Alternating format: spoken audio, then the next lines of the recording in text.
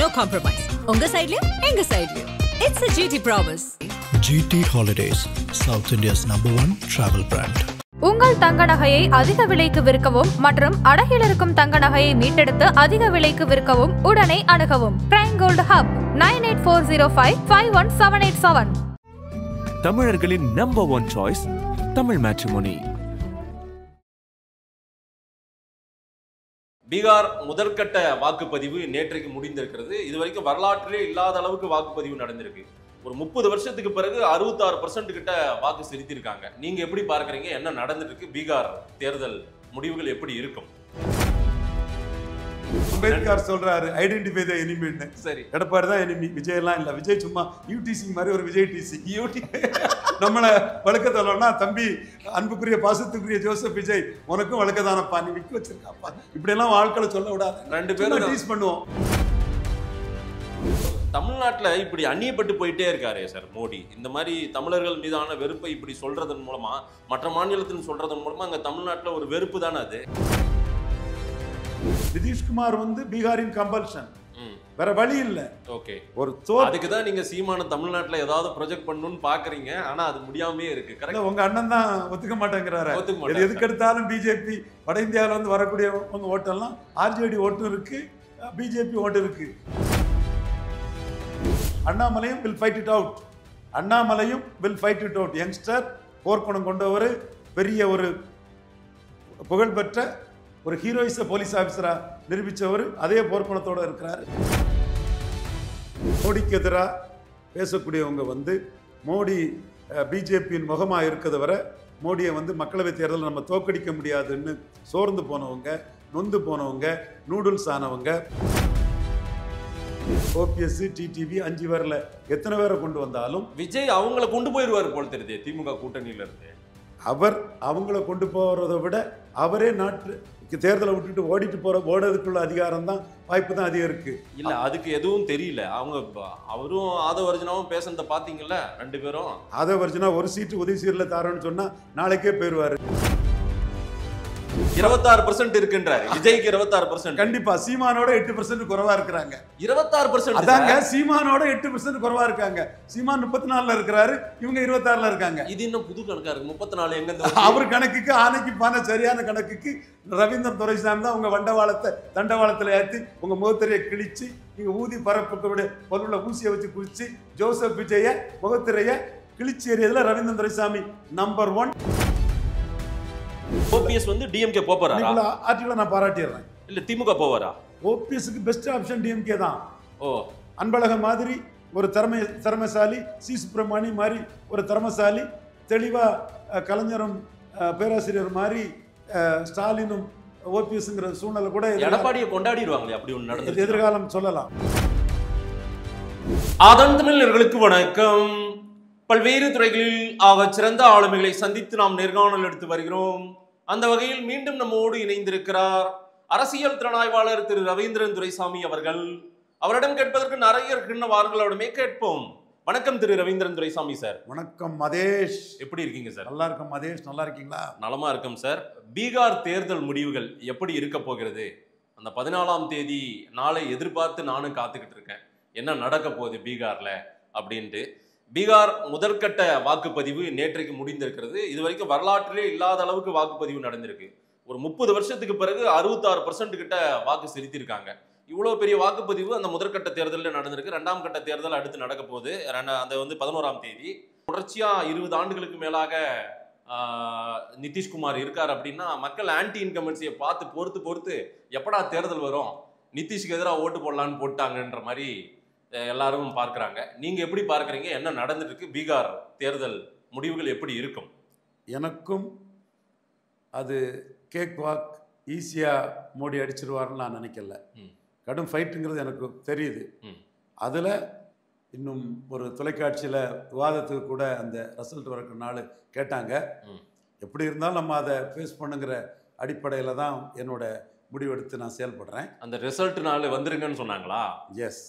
அது கொஞ்சம் தயங்குறீங்க, என்ன எப்படி மேனேஜ் பண்ணுறது அப்படின்ட்டா? இல்லை, நம்ம ப்ராக்டிக்கலாக நம்ம பார்க்கணும், என்ன இதுன்னு பார்த்து செயல்படக்கூடியவன் தான். நம்பிக்கை. தர்மேந்திர பிரதான் ஒரிசாக்காரரு, பெரிய ஆர்கனைசர், தேசிய தலைவராக கூட அடுத்து வர்றதில் அவர் பேர் இருக்குது. அவர் சொன்ன கருத்து நமக்கு வந்து ரொம்ப ஒரு நம்பிக்கை அளிக்குது. தெளிவாக சொல்கிறாரு, எங்களோட சோஷியல் கொலிஷன் ஆர்ஜேடியோட சோஷியல் கொலிஷனோட பெருசு. அவங்க 35னா நாங்கள் 65, 65யும் பெரிய அளவு நாங்கள் வாக்குப்பதிவு செய்ய வச்சுருக்கோங்கிற ஒரு நம்பிக்கையை தர்மேந்திர பிரதான் சொல்லியிருக்கிறாரு. மத்திய பிரதேஷ் முதல்வரும் இன்னைக்கு பிஎம்ஓவில் ஒரு பெரிய முக்கியமான ஒரு பாஜக தேசிய அளவில் ஒரு தலைவராக இருக்கக்கூடிய சவுகான், பெரிய ஆர்கனைசர், அவரும் பெரிய வெற்றியை பெறுவோங்கிற கருத்தை சொல்லியிருக்கிறாரு. மோடி முந்தைய வெற்றிகளோட பெருசாக இருக்குங்கிற கருத்தை சொல்லியிருக்கிறாரு. இது எல்லாம் எங்களுக்கு நம்பிக்கை அளிக்குது.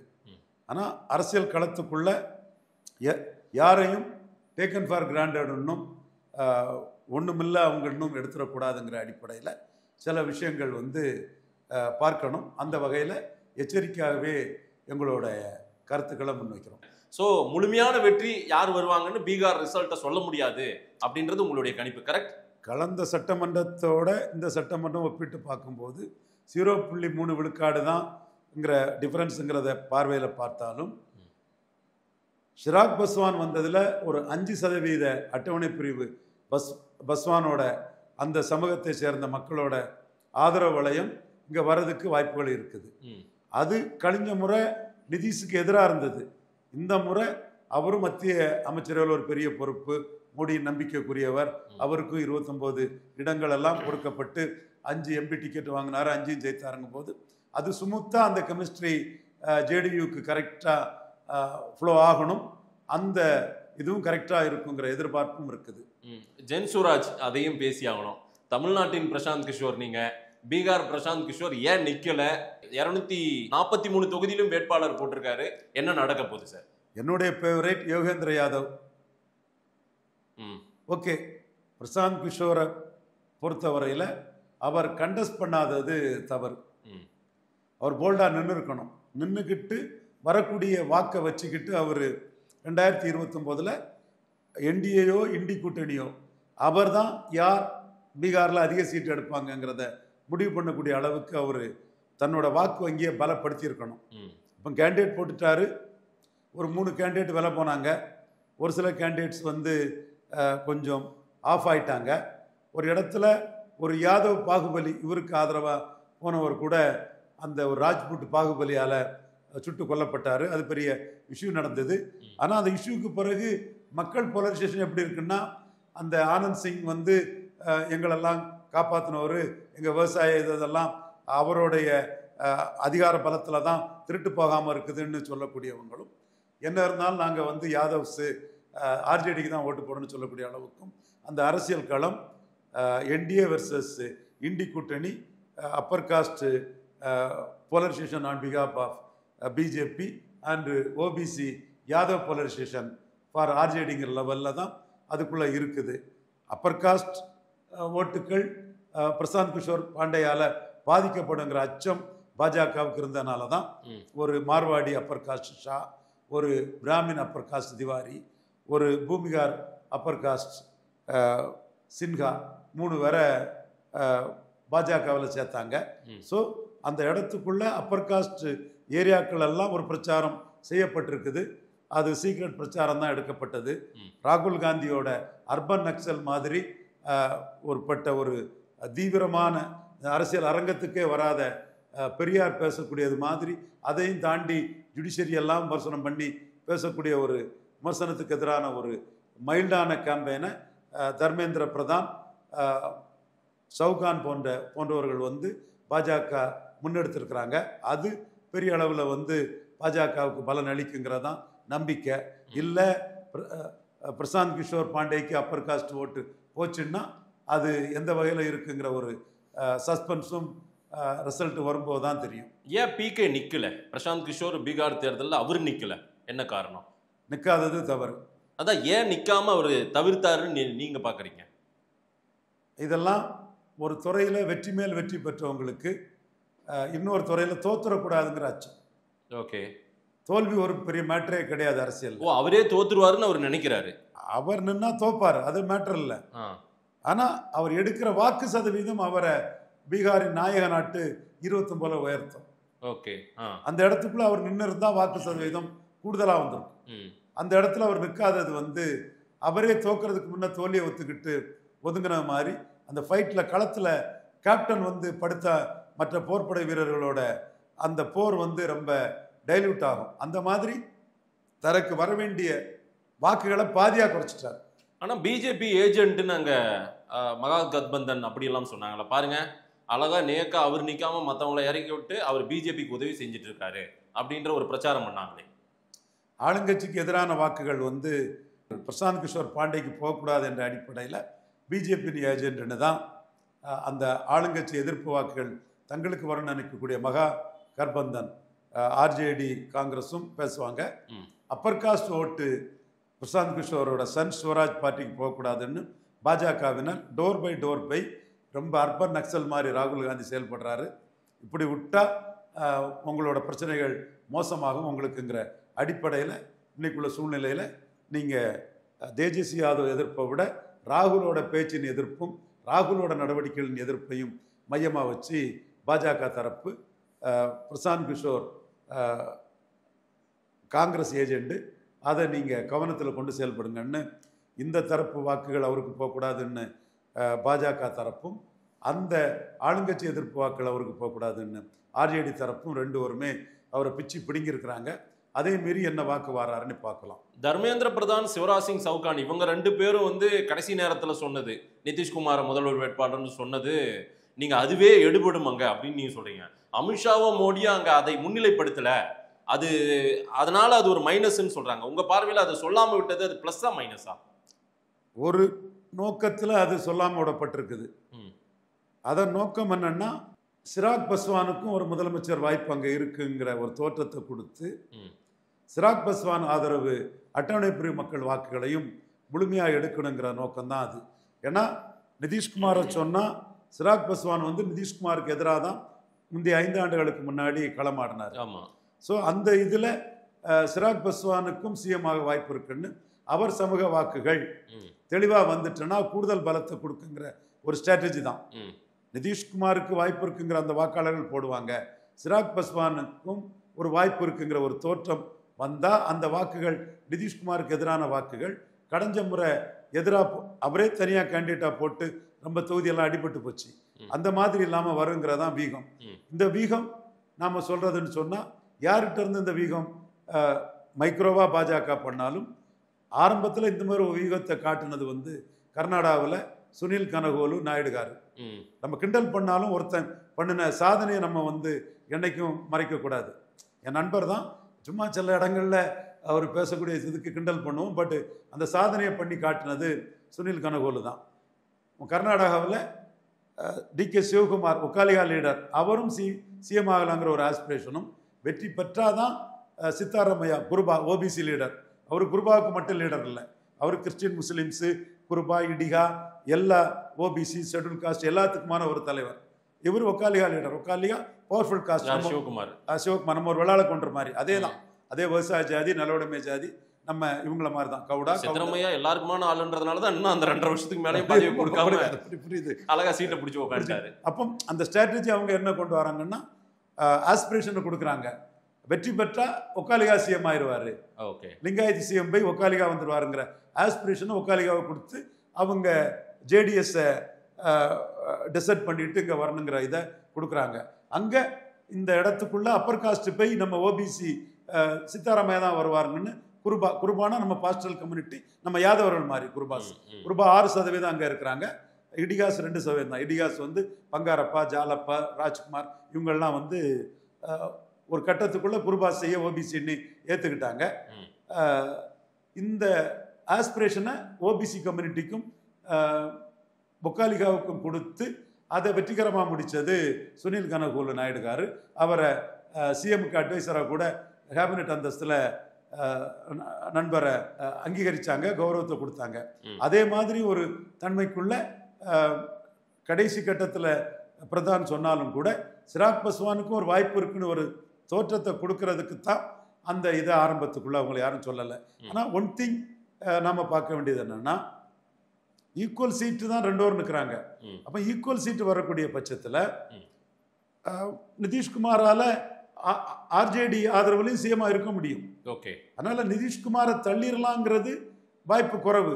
அப்படி தள்ளினோம்னா பிஜேபி 90% ஜெயிக்கணும். ஓகே, சிராக் பாஸ்வான் 90% ஜெயிக்கணும்.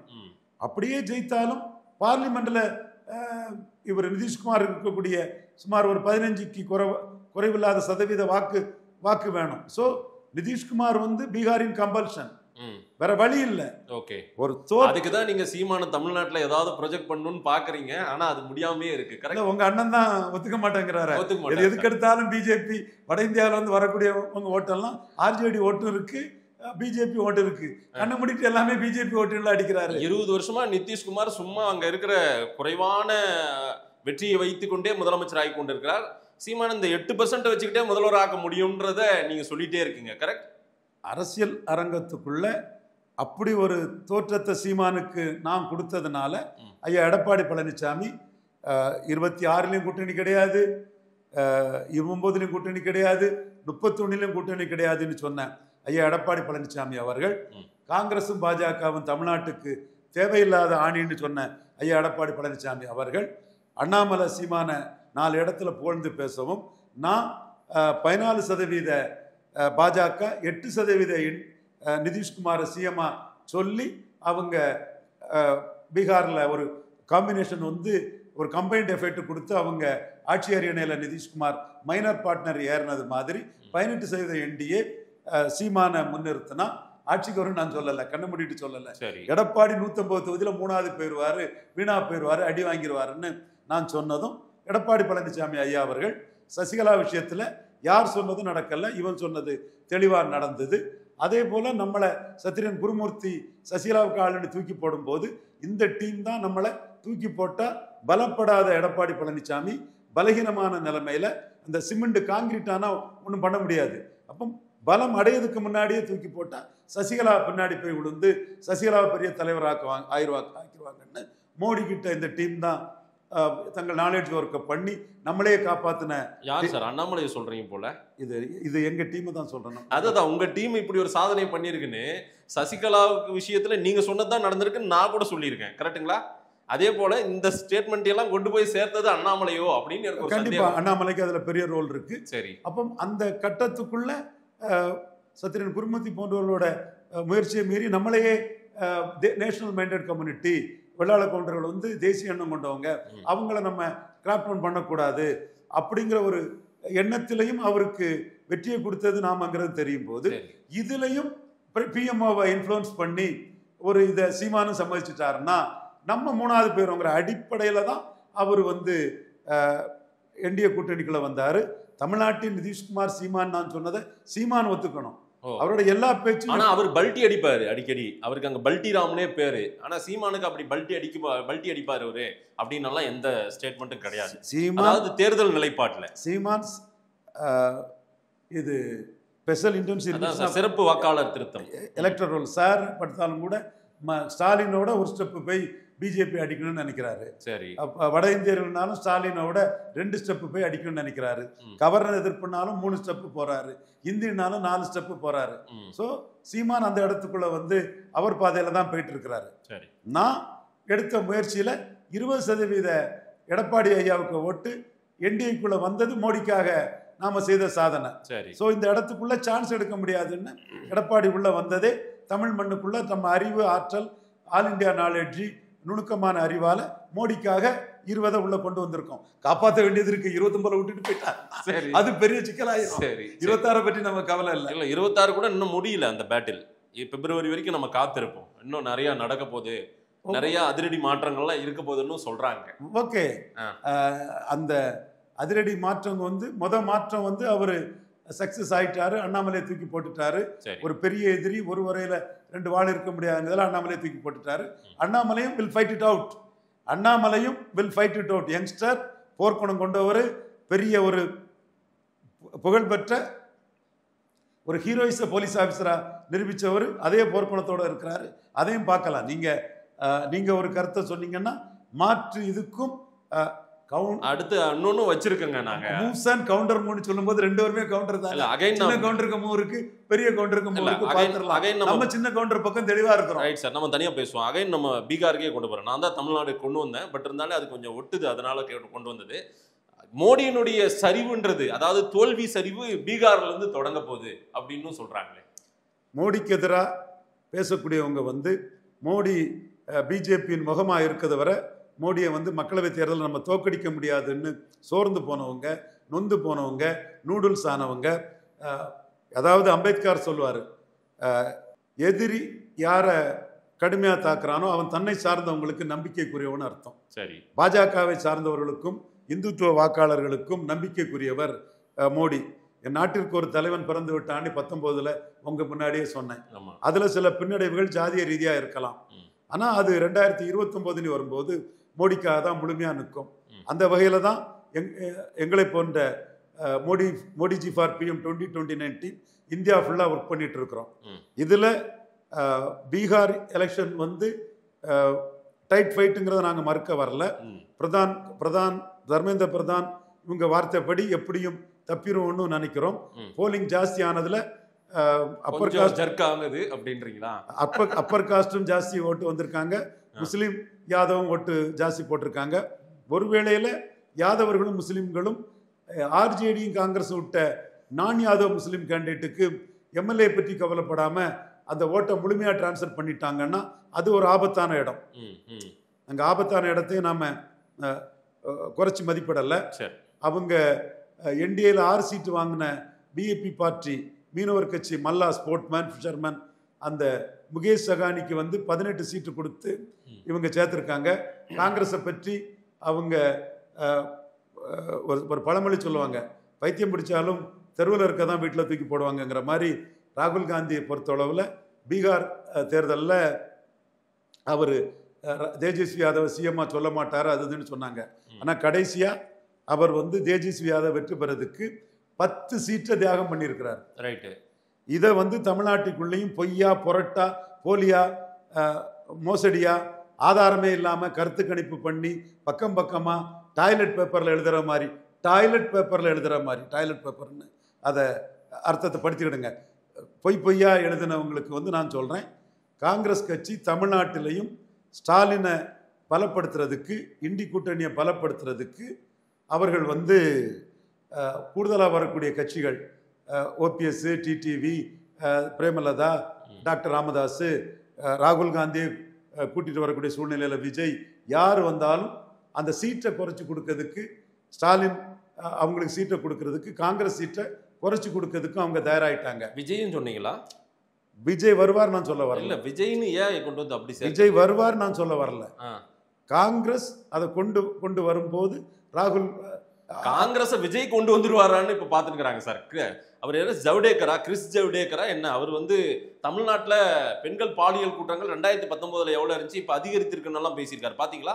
அதிக சீட்டு வாங்குறது தொடர்பா டெல்லி முடிவு பண்ணுவோன்னு அவர் சொன்னதை வச்சுதான் நான் பேசுறேன். சரி, அதோட அர்த்தம் மற்றவங்களை கொண்டு வந்தா, விஜயையும் கொண்டு வந்தா கூட ஓபிஎஸ், டிடிவி 5 பேர்ல எத்தனை பேரை கொண்டு வந்தாலும் விஜய் அவங்கள கொண்டு போயிடுவார் போல தெரியுது திமுக கூட்டணியில இருந்து. அவர் அவங்கள கொண்டு போறதை விட அவரே நாட்டு தேர்தலை விட்டுட்டு ஓடுறதுக்குள்ள அதிகாரம் தான், வாய்ப்பு தான் அதிகம் இருக்கு. இல்ல அதுக்கு எதுவும் தெரியல. அவரும் ஆதவர்ஜனாவும் பேசுறத பாத்தீங்கல்ல, 2 பேரும். ஆதவர்ஜனா ஒரு சீட்டு உதயசீரில் தாரோன்னு சொன்னா நாளைக்கே போயிடுவாரு. என்ன ஆதவர்ஜனா நீங்க போட்டுக்கிட்டு யாரை பேசிட்டு திரியீங்க? ஒரு சீட்டு எம்எல்ஏ சீட்டு ஸ்டாலின் சொன்னாருன்னா விஜய் விட்டுட்டு போயிடுவாரு. விஜய்க்கு அது தெரியும் சார். விஜய் இவரெல்லாம் நம்புறான்னு நினைக்கிறீங்களா?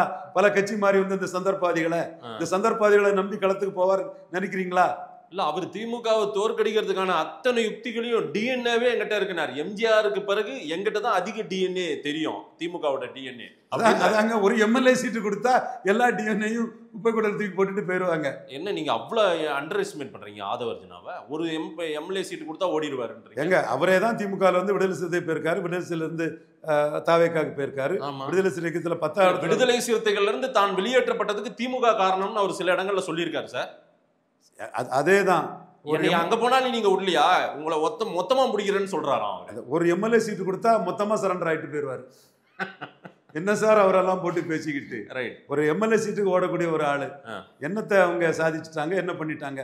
விடுதலை சிறுத்தையில 10வது இடத்துல இருந்தவர், அதோட சின்ன கட்சி இது தாவேக்கா, அவங்க 2 MP உள்ள கட்சி அங்கேயே 26% இருக்குன்றாரு. என்ன நம்ம பீகார் தேர்தலில் பேச வந்தோம், இருந்தாலும் பாருங்க ஆதவ ஒரிஜினல் நீங்க சுவாரஸ்யமாயிட்டீங்க. கண்டிப்பா 26% இருக்குன்றாரு. விஜய்க்கு 26%. கண்டிப்பா சீமானோட 8% குறைவா இருக்கிறாங்க. 26%. அதாங்க சீமானோட 8% குறைவா இருக்காங்க. சீமான் 34ல இருக்கிறாரு, இவங்க 26ல இருக்காங்க. இது இன்னும் புது கணக்கா இருக்கு. 34 எங்க அவர் கணக்குக்கு ஆனைக்கு பானை சரியான கணக்குக்கு ரவீந்திரன் துரைசாமி தான் உங்க வண்டவாளத்தை தண்டவாளத்துல ஏற்றி உங்க முகத்திரையை கிழிச்சு நீங்க ஊதி பரப்புடைய பொருளை ஊசியை வச்சு குளிச்சு ஜோசப் விஜய முகத்திரைய கிழிச்சி எறியதுல ரவீந்திரன் துரைசாமி நம்பர் 1. உண்மையோடும் நேர்மையோடும் இந்த மோசடி கும்பங்களை அடிச்சு துவைக்கிறவங்க தமிழ்நாட்டுக்கே தெரியும், உங்களுக்கே தெரியும். நான் ஒத்துக்கிறேன், உங்களுக்கே தெரியும் சார். அவங்க ஏற்கனவே ஒண்ணுமே இல்லாத போது மக்கள் இயக்கமாகும் போது 110 இது வார்டு உறுப்பினர்கள் வந்தாங்களா இல்லையா? அதான் அதுலதான் 3வது இடம்னு சொல்லி மோசடியை பண்ணி இன்னும் அந்த மோசடிக்கு நீங்களும் பதில் தரல. சவுக்கு சங்கர் ஓடிட்டாங்க, கஸ்தூரி சங்கர் ஓடிட்டாங்க.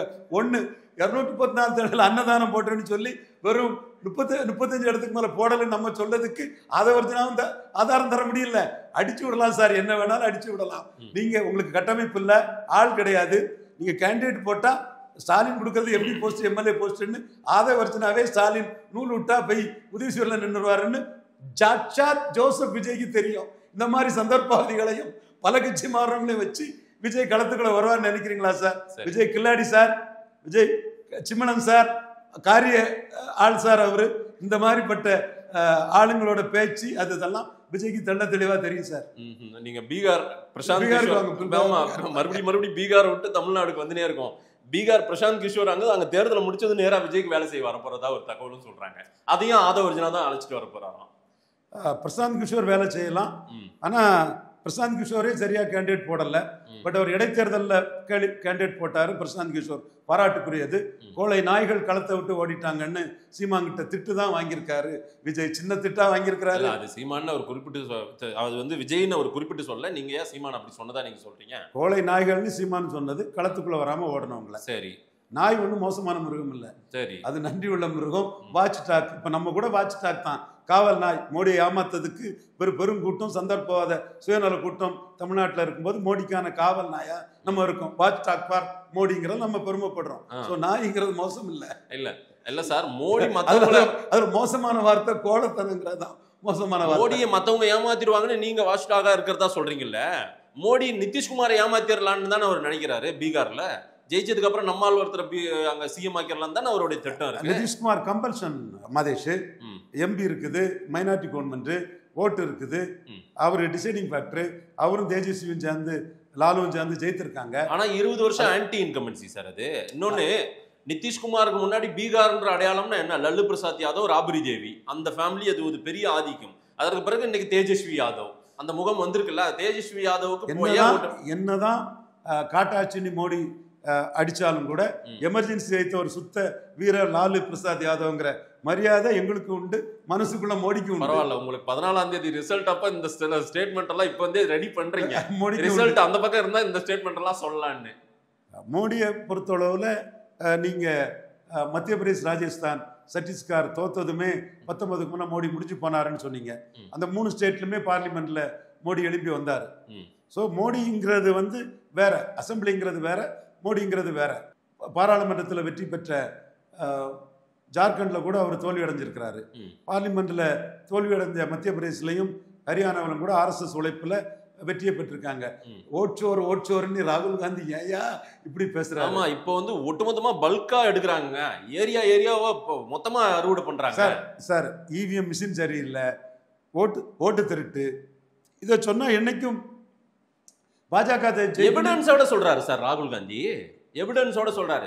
நீங்க ஒரு இத்தாலி பெண்மணி வந்து நம்ம நாட்டின் பிரதமர் ஆகிறதான்னு பேசுனீங்கல்ல, இன்னைக்கு யாரு பிரேசில் அது இதுன்னு யார் பேரையெல்லாம் கொண்டு வரீங்களே அப்படின்னு காட்டுறாங்கல்ல. இன்னைக்கு அதோட சோசியல் மீடியாவில் அதகலமா இருக்குது, அதகலப்படுது, நம்ம இருக்கல. இதோட நெட் ரிசல்ட் என்ன? ஓட்சோர் பண்ணியும் EVM மிஷின் டேம்பர் பண்ணியும் பாஜக தான் ஜெயிக்கும், அதான் சொல்றாரு. வெற்றியை ஒத்துக்கிட்டாருல்ல. இல்ல, மோடி இப்படிதான் வெற்றி பெறாரா? ரவீந்திரன் துரைசாமி அவருடைய மோடியுடைய லாயலிஸ்ட் அப்படி நினைக்கிறீங்களா என்ன? அப்ப உண்மையான வெற்றி இல்லையா? அவர் சொல்லக்கூடிய அந்த கருத்துக்கு என்னோட பதிலா நான் இதை சொல்றேன். அவர் கருத்து கணிப்புகளை வச்சுட்டு கருத்து கணிப்பு அவர் எவிடன்ஸோட பிபிடி போட்டு தானே சார் சொல்றாரு ஒவ்வொரு பிரஸ் மீட்டா. அந்த பிரஸ் மீட் தான் பெருசா போயிருக்கணும். அதுக்குள்ள ராகுல் இவரு ஆதவ அர்ஜுனாவும் விஜயும் இங்க பேசி மொத்தமா டைவர்ட் பண்ணிட்டாங்க. செங்கோட்டை அதை தூக்கி போட்டுட்டு போயிட்டாரு. எங்க செங்கோட்டை பிரஸ் மீட்டை யாரும் பார்க்கல சார், யாரும் பார்க்கல. எனக்கு என்னன்னைக்கு தொலைக்காட்சியில் விவாதத்தை கூப்பிட்டுருக்காங்க. அவர் கொடநாட்டில் எப்படியாவது எடப்பாடியை லாக் பண்ணிடலாம்னு நினைக்கிறாரு செங்கோட்டையன். டிடிவிக்கும் அதான் எண்ணம், செங்கோட்டையனுக்கும் அதான். ஓபிஎஸ் இன்னும் பேச ஆரம்பிக்கல. ஓபிஎஸ் அவர்கள்கிட்ட மனோஜ் பாண்டியன் எதுக்குங்க திமுகவுக்கு போனாரு, உங்ககிட்ட இருந்தவர் போயிட்டாருங்க, அவரு எல்லாம் நன்மைக்குன்றாரு. என்ன சொல்ல? அதான் ஒரு ஸ்திர பிரஞ்ச நாட்டு அந்த கருத்தை சொல்றாரு. இன்னைக்கு ஹிண்டு எல்லாம் நன்மைக்குன்னா எப்படி? நானும் பின்னாடி அதைத்தான் சொல்ல வரேன். அதைத்தான் நானும் சொல்ல வரேன். டிஎம்கேக்கு போறாரா? ஹிண்டு ராமகிருஷ்ணன் நல்ல தெளிவா இன்னைக்கு எழுதியிருக்கிறாரு. ஹிண்டு ராமகிருஷ்ணனை பற்றி நான் பல விமர்சனங்கள் வைப்பேன். பட் மனச்சாட்சி படி நல்லா பண்ணுனா உடனே பாராட்டிடுறேன். ஓபிஎஸ் வந்து டிஎம்கே போறாரா? ஆர்டிகல நான் பாராட்டிடுறேன். இல்ல திமுக போவாரா? ஓபிஎஸ்க்கு பெஸ்ட் ஆப்ஷன் டிஎம்கே தான். ஓ, அன்பழகன் மாதிரி ஒரு திறமைசாலி, சி சுப்பிரமணி மாதிரி ஒரு திறமைசாலி, தெளிவா கலைஞரும் பேராசிரியர் மாதிரி ஸ்டாலினும் ஓபிஎஸ்ங்கிற சூழ்நிலை கூட எடப்பாடியை கொண்டாடிடுவாங்களே. அப்படி ஒன்று நடந்தது எதிர்காலம் சொல்லலாம். எடப்பாடியை கொண்டாடிடுவாங்க மக்கள், அதிமுக தொண்டர்கள். ஏன் தெரியுமா? இவரை எவ்வளவு அழகா கண்டுபிடிச்சிருக்காரு பாருங்க. அப்பவே கண்டுபிடிச்சிருக்காரு எடப்பாடி. அப்படிதானே போகும் அது. அப்படி நடந்தா அதிமுக தொண்டர் எங்க இருக்கான்? வன்னியர் 10.5க்கு ஓட்டு போட்டிருக்கான்.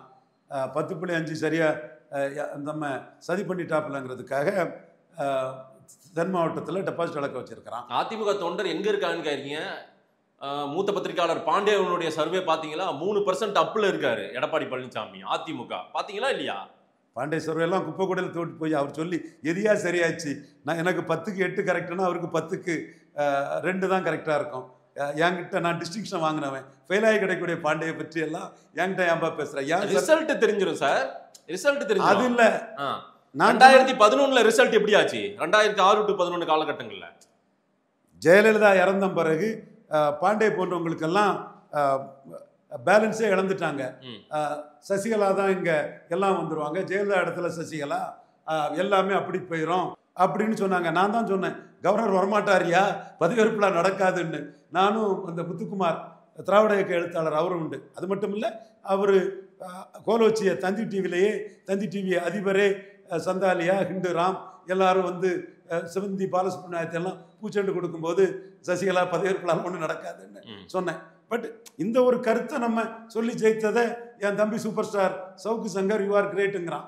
பாண்டேக்கு அதை கூட சொல்லதுக்கு ஒரு பெருந்தன்மையோ ஒரு மனப்பக்குவமோ இல்லை. பட் என்றாலும்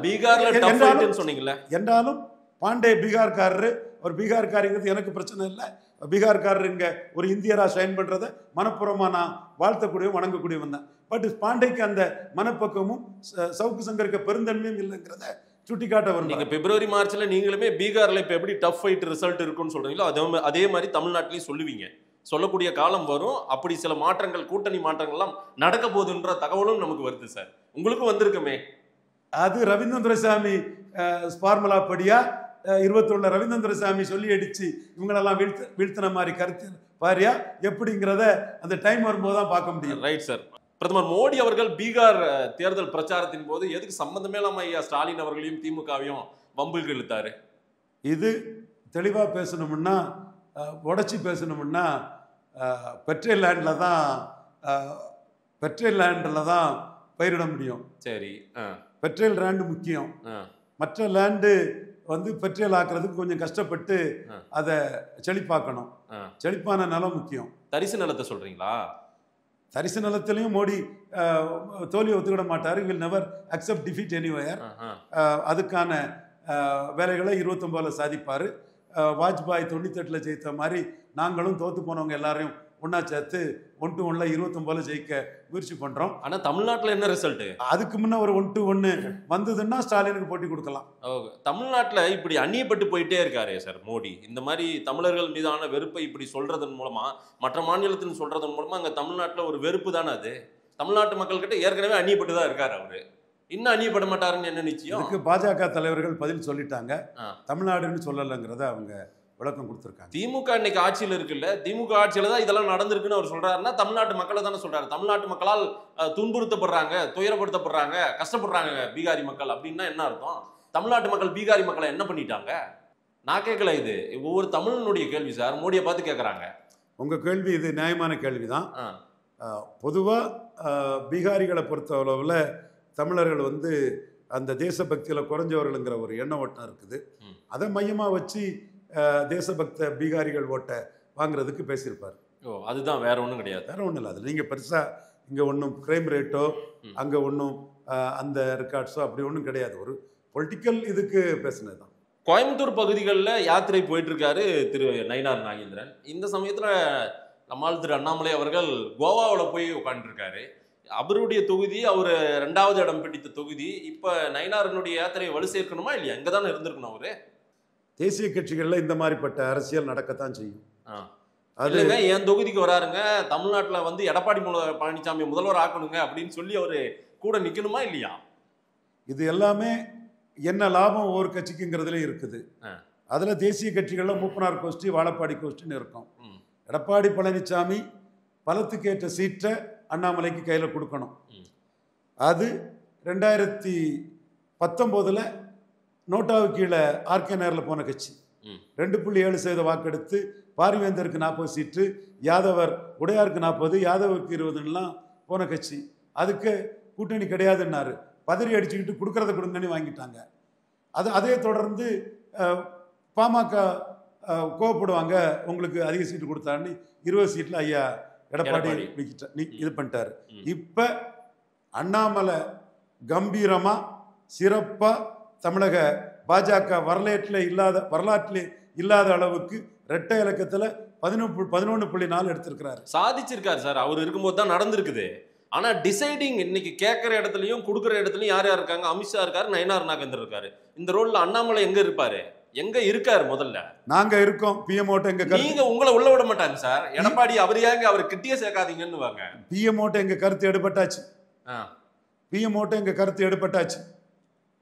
நாங்க பாண்டே 20ன்னு சொல்லக்கூடிய இடத்துல நாங்க 60ன்னு சொன்னோம்னா ஏற்கனவே சசிகலா விஷயத்துல பாண்டே தோத்தாருன்னு சொல்லக்கூடிய மனப்பக்குவம் இல்லாத எடப்பாடி டாட்டான்னு சொல்லிட்டு பனையூர்ல இருந்து நண்பர் வாங்க நம்ம ஒன்னா பயணி பண்ணிட்டாருன்னா முடிஞ்சிச்சு. அப்ப தாராளமா போலாம். பல நிரூபிக்காதவரை வச்சு 0 ஓட்டு தான் வரும். கையில ஓட்டு இல்லாத எவனும் ஓட்டை டிரான்ஸ்ஃபர் பண்ண முடியாது.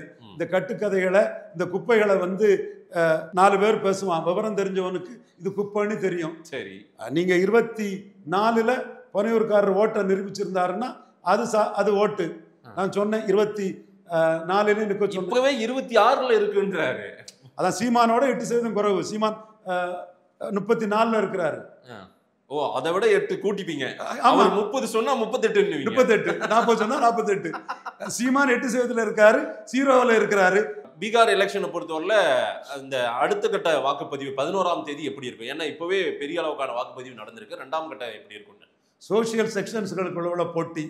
பிரதான் சொல்ற மாதிரி நாங்க 65 எங்களுக்கு பெரிய சோசியல் செக்ஷன் இருக்கு.